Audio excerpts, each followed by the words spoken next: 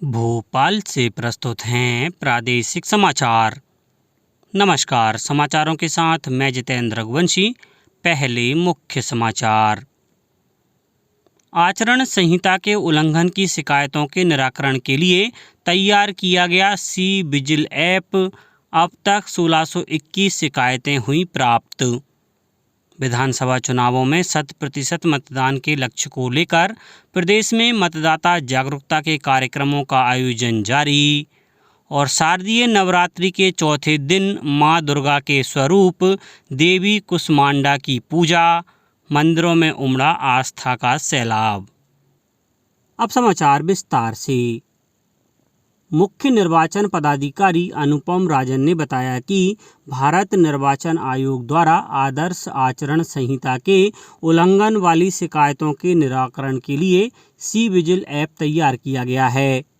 इस ऐप के जरिए कोई भी नागरिक राजनीतिक दलों या प्रत्याशियों द्वारा मतदाताओं को लुभाने के लिए किसी भी तरह से धन, सामग्री, जेवरात आदि का वितरण करने, मतदाताओं को उनके पक्ष में मतदान करने के लिए धमकाने, मतदाताओं का स्वयं के वाहन से परिवहन करने, किसी भवन स्वामी की अनुमति के बिना उसके भवन या दीवारों पर प्रचार सामग्री लगाने या दीवार पर विज्ञापन लिखवाने सहित अन्य प्रकार की शिकायत कर सकता है। इसके लिए नागरिक को ऐसी किसी भी घटना की जानकारी होने पर फोटो या वीडियो सी विजिल ऐप पर अपलोड करना होगा। शिकायत पर अगले 100 मिनट के भीतर कार्यवाही की जाएगी। श्री राजन ने बताया कि आदर्श चुनाव आचरण संहिता लागू होते ही सी विजिल ऐप पर शिकायतें प्राप्त होने लगी हैं। अब तक प्रदेश के सभी जिलों से इस ऐप के माध्यम से कुल 1621 शिकायतें प्राप्त हो चुकी हैं। इन सभी शिकायतों का निराकरण कर दिया गया है। विधानसभा चुनावों में 100% मतदान के लक्ष्य को लेकर प्रदेश में मतदाता जागरूकता के कार्यक्रमों का आयोजन जारी है। छिंदवाड़ा में सामाजिक न्याय एवं दिव्यांग जन सशक्तिकरण विभाग द्वारा मतदाताओं को मतदान की शपथ दिलाई गई। इस बार 80 वर्ष से अधिक और 40% से ज़्यादा दिव्यांगता वाले मतदाताओं को घर बैठे मतदान की सुविधा चुनाव आयोग द्वारा प्रदान की गई है। ऐसे मतदाताओं द्वारा कैसे मतदान किया जाना है, इसकी जानकारी मतदाता जागरूकता द्वारा प्रदान की गई। देवास में मतदाता जागरूकता गतिविधियों में हस्ताक्षर अभियान चलाकर सभी मतदाताओं को मतदान के लिए प्रेरित किया जा रहा है। इसी प्रकार स्वीप गतिविधियों में शासकीय महाविद्यालय टोंक खुर्द में मतदाता जागरूकता के लिए पोस्टर प्रतियोगिता का आयोजन कर मतदाताओं को मतदान के लिए प्रेरित किया गया। शारदीय नवरात्रि के चौथे दिन मां दुर्गा के स्वरूप देवी कुष्मांडा की पूजा की गई। उन्हें 8 भुजाओं के साथ चित्रित किया गया और माना जाता है कि वे अपने भक्तों के लिए समृद्धि लाती हैं। प्रदेश के माता मंदिरों में कल सुबह से ही विशेष पूजा और हवन किए गए।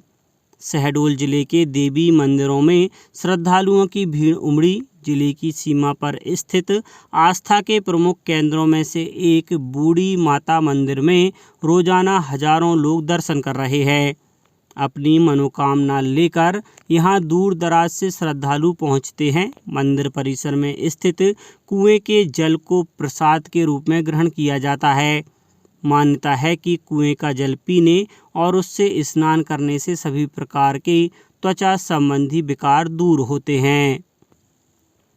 केंद्र सरकार ने केंद्रीय कर्मचारियों के लिए महंगाई भत्ता 4% बढ़ाकर 46% कर दिया है। कल नई दिल्ली में सूचना और प्रसारण मंत्री अनुराग सिंह ठाकुर ने कहा कि इस निर्णय से 48,46,000 केंद्रीय सरकार के कर्मचारियों और 68 लाख पेंशन भोगियों को लाभ होगा। केंद्रीय मंत्रिमंडल ने सभी पात्र अराजपत्रित रेलवे कर्मचारियों को वित्तीय वर्ष 2022-23 के लिए 78 दिनों के वेतन के बराबर बोनस को मंजूरी दे दी। इसके साथ ही सरकार ने विपणन वर्ष 2024-25 के 6 रबी फसलों के लिए न्यूनतम समर्थन मूल्य में वृद्धि को मंजूरी दी है।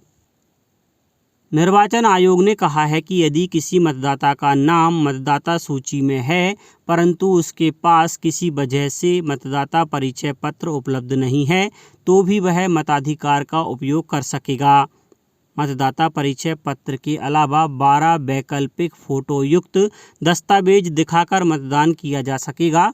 इसी प्रकार यदि किसी कारण से किसी नागरिक को मतदाता सूचना पर्ची प्राप्त नहीं होती है लेकिन उसका नाम मतदाता सूची में दर्ज है तो भी वह मतदान कर सकेगा।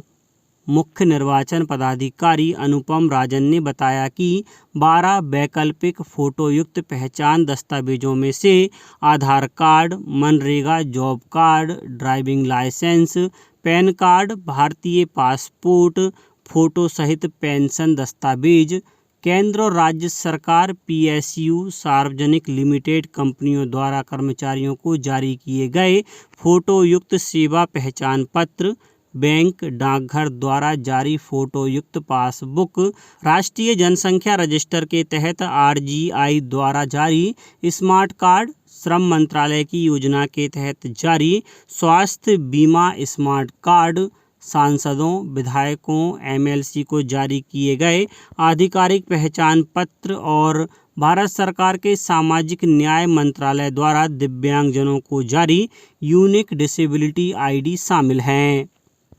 अब कुछ समाचार संक्षेप में।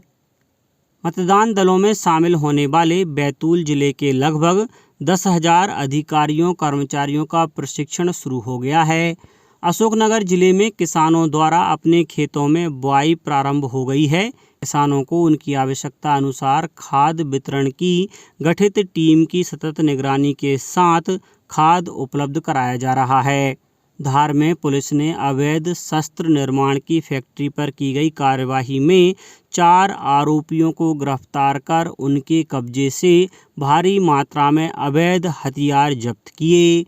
और मुरैना जिले में 28,000 से अधिक लाइसेंसी शस्त्रधारियों में से 21,000 से अधिक ने अपने शस्त्र पुलिस थानों में जमा करा दिए हैं। अंत में मुख्य समाचार एक बार फिर। आचरण संहिता के उल्लंघन की शिकायतों के निराकरण के लिए तैयार किया गया सी-विजिल ऐप। अब तक 1621 शिकायतें हुई प्राप्त। विधानसभा चुनावों में 100% मतदान के लक्ष्य को लेकर प्रदेश में मतदाता जागरूकता के कार्यक्रमों का आयोजन जारी। और शारदीय नवरात्रि के चौथे दिन मां दुर्गा के स्वरूप देवी कुष्मांडा की पूजा, मंदिरों में उमड़ा आस्था का सैलाब। आज के इस बुलेटिन में बस इतना ही। नमस्कार।